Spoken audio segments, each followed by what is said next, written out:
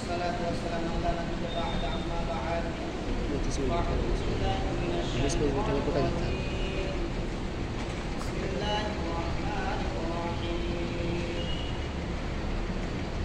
يا أيها الناس اتقوا ربكم الذي خلقكم من نفس واحدة وخلق منها زوجها وبث منهما رجالا كثيرا ونساء واتقوا الله الذي تساءلون به والأرحام إن الله كان عليكم رقيبا يا أيها الذين آمنوا اتقوا الله حق تقاته ولا تموتن إلا وأنتم مسلمون يا أيها الذين آمنوا اتقوا الله وقولوا قولا سديدا يصلح لكم أعمالكم ويغفر لكم ذنوبكم ومن يطع الله ورسوله فقد فاز فوزا عظيما أعوذ بالله من الشيطان الرجيم بسم الله الرحمن الرحيم وأما من خاف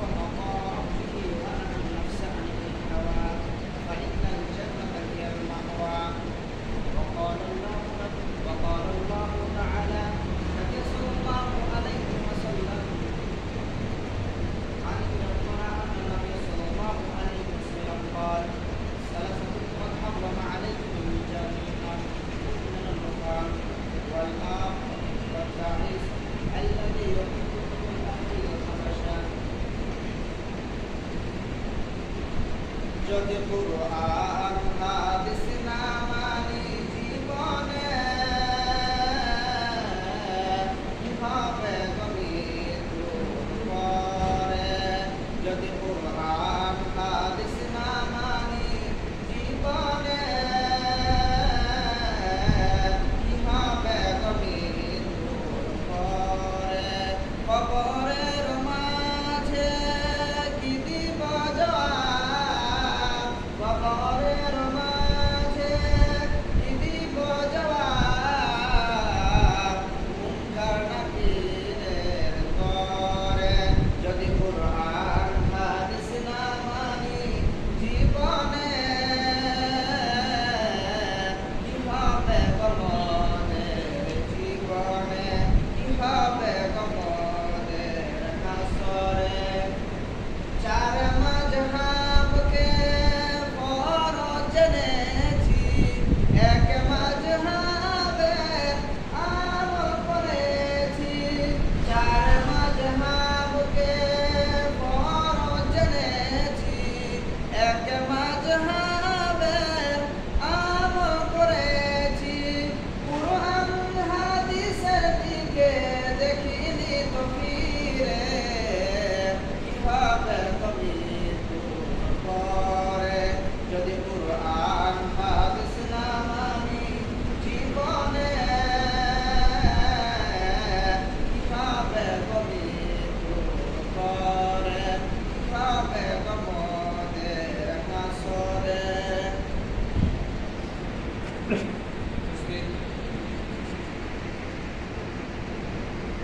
সর্বপ্রথম সেই মহান আল্লাহর প্রশংসা যিনি আমাদেরকে অতি উত্তম হয়ে এই মহান মসজিদে আসার এবং বসার এবং কিছু বলার একটি সমর্থন করেছেন আসলে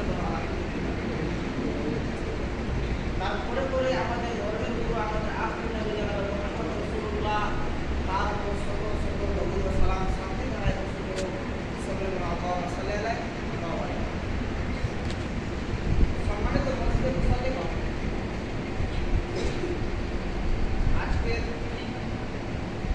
ইমাম মসজিদে আমার বক্তব্য বিষয় হচ্ছে কবর।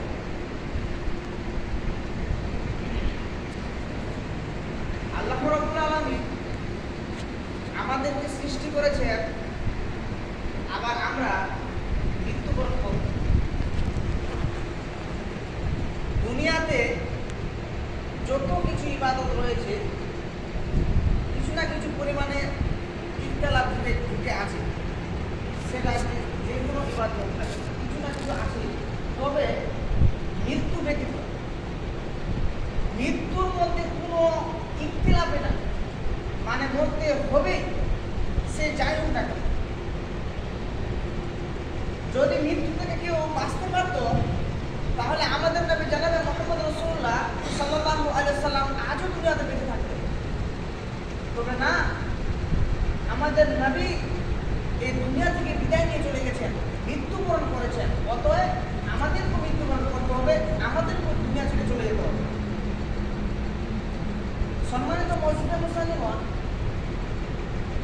মরণ এমন একটি জিনিস, কোনো মানুষের নিকট যদি চলে যায়, সে মানুষটি ভয়ে আতঙ্কিত হয়ে যায়। কেননা মানুষ তাড়াতাড়ি মৃত্যুবরণ করতে চায় না।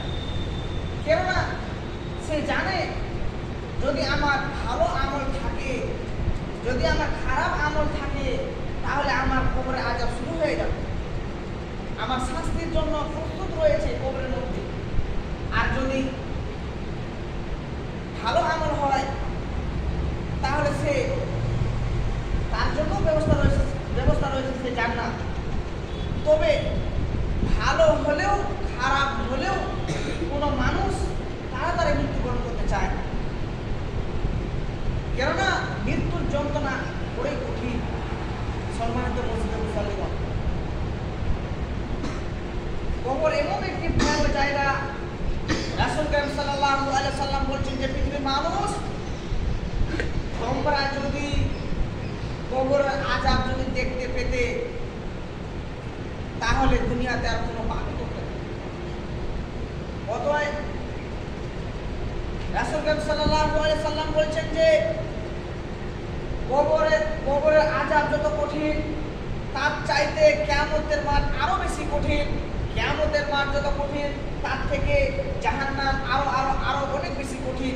সম্মানিত মসজিদে মুসল্লিগণ, আপনাদেরকে কি বুঝায় কবর কত কঠিন? হযরত উসমান রাদিয়াল্লাহু তাআলা আনহু কবরের কাছে গিয়ে খুব কাঁদতেন। সাহাবায়ে কিরাম প্রশ্ন করতেন, রাসূল কারীম সাল্লাল্লাহু আলাইহি সাল্লাম যখন জাহান্নামের কথাবার্তা বলানো হয়, যখন জাহান্নামের আলোচনা করানো হয়, যখন জাহান্নামের ঘোষণা দেওয়ানো হয়, যখন জাহান্নামের কথাবার্তা বলানো হয়, তখন তো আপনি এত বেশি কাঁদেন না, যত বেশি কাঁদেন কবরের কাছে গিয়ে। তার কারণ কি?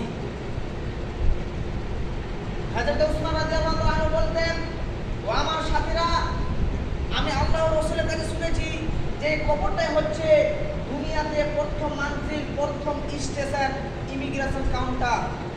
সম্মানিত মসজিদে মুসল্লিগণ, আপনাদেরকে আমি একটু বুঝাই ইমিগ্রেশন কাউন্টার কাকে বলে। একটি উদাহরণ, আপনি যদি দেশের বাইরে যেতে চান, তাহলে আপনাকে কি করতে হবে? আপনাকে যদি আপনি ফ্লাইটের টিকিট কাটেন, তাহলে আপনাকে হয়তো কলকাতায় যেতে হবে, বা আপনি যদি কেরালা বা বোম্বাই, দিল্লি যেতে চান, তাহলে প্রথম স্টেশন হচ্ছে আপনার মালদা। মালদাতে আপনাকে ট্রেন ধরতে হবে, তাহলে আপনি ওই মঞ্জিলে পৌঁছাতে পারবেন যেখানে আপনার গন্তব্য। সেই রকম হচ্ছে কবর। কবরের মধ্যে যখন মানুষকে রাখা হয়, লাশটাকে রেখে 40 কদম যেতে না যেতে দুইজন ফেরেশতা এসে তার পরিচয় জিজ্ঞাসা করবে, এবং সেটাকে শাস্তি করার জন্য 3টি প্রশ্ন করা হবে। 1 নাম্বার হচ্ছে মান রাব্বুকা, তোমার রব কে? 2 নাম্বার হচ্ছে মা দিনুকা, তোমার দিন কি?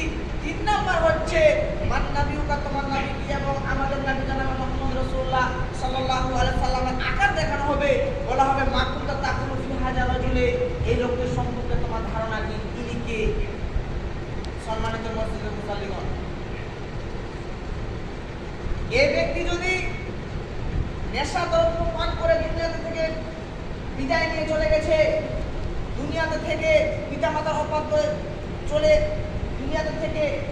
অবাধ্য চলেছে এবং দায়ুস হিসেবে দুনিয়া ছেড়ে চলে গেছে, সে ব্যক্তি তওবা করার সুযোগ পায়নি।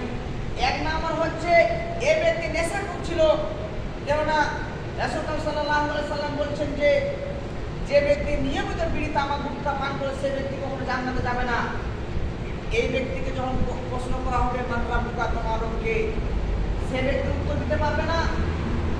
সে ব্যক্তি বলবে হায় হাতালা আদ্রি, আমি চিনি না, আমি জানি না আমার রব কে। সে ব্যক্তি দুনিয়া থেকে হালাল ভাবে চলেনি, সে ব্যক্তি দুনিয়া থেকে নেশা পান করেছে। রাসূল সাল্লাল্লাহু আলাইহি সাল্লাম বলেছেন যে মুদমিনুল খাম, যারা নিয়মিত বিড়ি তামাক গুটখা পান করে করে সে ব্যক্তি কখনো জান্নাতে প্রবেশ করতে পারবে না। জান্নাতে প্রবেশ করতে পারবে তবে সে ব্যক্তি যদি কি করে তওবা করে। অতএব দুনিয়াতে থাকতে তাকে তওবা করতে হতো, আল্লাহর কাছে মাফ চাইতে হতো যে হে আল্লাহ রাব্বুল আলামিন, আমি আজ থেকে আর কোনোদিনও নেশা পান করবো না। সে ব্যক্তি যদি তওবা করতো তারপরে মৃত্যুবরণ করতো তাহলে কি হতো? সে ব্যক্তি জান্নাতে যাওয়ার সুযোগ পেত। সম্মানিত মসজিদের মুসল্লিগণ, আপনাদেরকে কি দিয়ে বুঝায় কবর কত কঠিন? 2 নাম্বার হচ্ছে ওয়াল আব, পিতা মাতা অবাধ্য সন্তান। এই ব্যক্তিকে যখন প্রশ্ন করা হবে সে ব্যক্তি উত্তর দিতে পারবে না। পিতা মাতার অবাধ্য সন্তান, কেননা এই ব্যক্তি দুনিয়াতে থাকতে পিতা মাতার অবাধ্য চলেছে, মা বাবার কথা শুনেনি। রাসূল কারীম সাল্লাল্লাহু আলাইহি সাল্লাম আল্লাহ রাব্বুল আলামিন নিজে পিতা মাতার ব্যাপারে আমাদেরকে কোরআন কারীমের মধ্যে বলছেন যে ওয়াকাদা রাব্বুকা আল্লা তা'বুদু ইল্লা ইয়্যাহু ওয়া বিল ওয়ালিদাইনি ইহসানা। আল্লাহ রাব্বুল আলামিন আমাদেরকে মা বাবার সঙ্গে সম্মানজনকভাবে কথা বলতে বলেছেন। সুতরাং যে আল্লাহ পাক মানুষকে সৃষ্টি করেছেন আর মায়ের কলিজার ভিতর মহব্বত পয়দা করে দিয়েছেন, সেই আল্লাহ পাক বলছেন যে খবরদার ওই মাকে ধোঁকা দিও না, ওই মাকে শ্রদ্ধা করো, মা বাবার সঙ্গে সম্মানজনকভাবে কথা বলো, মাথা ঝাঁকি দিয়ে চোখ বড় করে রাগান দিয়ে কথা বলো না। আল্লাহ রাব্বুল আলামিন বলছেন যে মা বাবার সঙ্গে সম্মানজনকভাবে কথা বলো। তুমি যদি তোমার মা বাবার সঙ্গে যদি সম্মানজনকভাবে কথা বলো, ভালোভাবে চলাফেরা করো, তাহলে তুমি জান্নাতে যেতে পারবা। সম্মানিত মসজিদের মুসল্লিগণ, আল্লাহ রাব্বুল আলামিন আমাদের জন্য পিতামাতা দিয়েছেন একটা বড় নিয়ামত। কেননা একটা ছেলে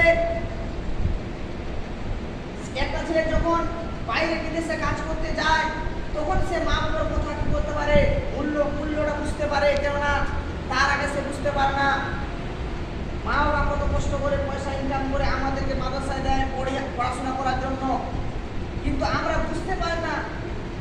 কখন বুঝতে পারি? যখন আমরা বাইরে কাজ করতে যাই, টাকা ইনকাম করি, তারপরে আমরা বুঝতে পারি যে মা বাবা আমাদের জন্য কত বড় নিয়ামত। কেননা বাবার যদি মর্যাদা বুঝতে চাও তাহলে হাতের পুরো আঙুলটা বাদ দিয়ে তুমি রুটি ছিঁড়ে খেয়ে দেখো, তোমার রুটিটা খাওয়াটা সহজ হচ্ছে নাকি। সম্মানিত মসজিদের মুসল্লিগণ, এই ব্যক্তিকে যখন প্রশ্ন করা হবে মান রাব্বুকা, তোমার রবকে, সে ব্যক্তি উত্তর দিতে পারবে না। কেননা দুনিয়াতে থাকতে কি করেছে? সে ব্যক্তি মা বাবার কথা চলেনি, মা বাবার উপর অত্যাচার করেছে। রাসূল সাল্লাল্লাহু আলাইহি সাল্লাম বলেছেন যে যেই ঘরে তোমার মা বাবা ঘুমিয়ে থাকবে ওই ঘরে তুমি জোরে হাঁটতে পারবে না, মুখ শব্দ করতে পারবে না। কেননা মা বাবা এমন একটি বড় নিয়ামত, যার মা বাবা বেঁচে আছে তাকে জিজ্ঞাসা করো তোমার জন্য মা বাবা কতটা বড় নিয়ামত, আর যার মা বাবা বেঁচে নাই তাকে জিজ্ঞাসা করো যে তোমার মা বাবা নাই তোমাকে কেমন লাগছে। সম্মানিত মুসলিম, 3 নাম্বার হচ্ছে তাইস ব্যক্তি, তাকে প্রশ্ন করা হবে মান রাব্বুকা, তোমার রবকে, সে ব্যক্তি উত্তর দিতে পারবে না। কেননা সে দুনিয়াতে থাকতে বেনামাজি ছিল, মদখোর, গাঁজা ছিল, পিতামাতা অবাধ্য চলেছে। তাইস ব্যক্তি হয়ে মারা গেছে। যেমন তাইস ব্যক্তি কাকে বলে? আপনার বাড়িতে 2টা মেয়ে রয়েছে, বেপরদা চলাফেরা করে, 2টা ছেলে রয়েছে, নামাজ পড়ে না, আপনার স্ত্রীও নামাজ পড়ে না। আপনি ফজরের সালাত আদায় করে বাড়িতে ঢুকেই পড়ছেন সুবহানাল্লাহ আলহামদুলিল্লাহ, সুবহানাল্লাহ আলহামদুলিল্লাহ, আর একটা ঘরে আপনার স্ত্রী ঘুমিয়ে আছে, আরেকটা রুমের মধ্যে আপনার 2জন মেয়ে ঘুমিয়ে আছে, আরেকটা রুমে কে ঘুমিয়ে আছে? আপনার 2টা ছেলে ঘুমিয়ে আছে, যুবক বড় বড় ছেলে। আর আপনি বাড়িতে ঢুকে বলছেন সুবহানাল্লাহ আলহামদুলিল্লাহ, জান্নাতে এমনি চলে যাবে? সম্মানিত মুসলিম মুসল্লিগণ, জান্নাতে একাই যাওয়া যাবে না। রাসূল সাল্লাল্লাহু আলাইহি সাল্লাম বলছেন যে নিজে বাঁচো, তারপরে বাড়ির পরিবারকে বাঁচাও, তারপরে বাইরে। তো আপনি শুধু ফজরের সালাত আদায় করে আসলেন আর আপনার স্ত্রী ঘরের মধ্যে ঘুমিয়ে আছে, আপনার 2টা মেয়ে ঘুমিয়ে আছে, আপনার 2টা ছেলে ঘুমিয়ে আছে, তাদেরকে সালাত আদায় করতে বলেন না, আর আপনি জান্নাতে চলে যাবেন। এই হচ্ছে তাইস ব্যক্তি। কেননা তার বাড়িতে 2টা যুবতী মেয়ে রয়েছে, সালাত আদায় করে না, নামাজ পড়ে না। যে ব্যক্তি নামাজ পড়ে না সে ব্যক্তির মধ্যে ভালো আমল থাকতে পারে না, সে ব্যক্তি ইমানদার হতে পারে না। সম্মানিত মুসলিম মুসলিমান, আপনাদের কি কি বোঝায়? এক নম্বর হচ্ছে মান রাব্বুকা, তোমার রবকে। সে ব্যক্তি উত্তর দিতে পারবে না।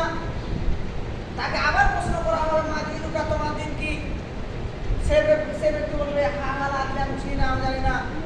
তাকে আমাদের নবী জানাব মুহাম্মদ রাসূলুল্লাহ সাল্লাল্লাহু আলাইহি ওয়াসাল্লামের আকার দেখানো হবে, বলা হবে মাকুল্লা তাকুলু ফি হাজার রাজুলে, এই লোকটি সম্পর্কে তোমার ধারণা কি?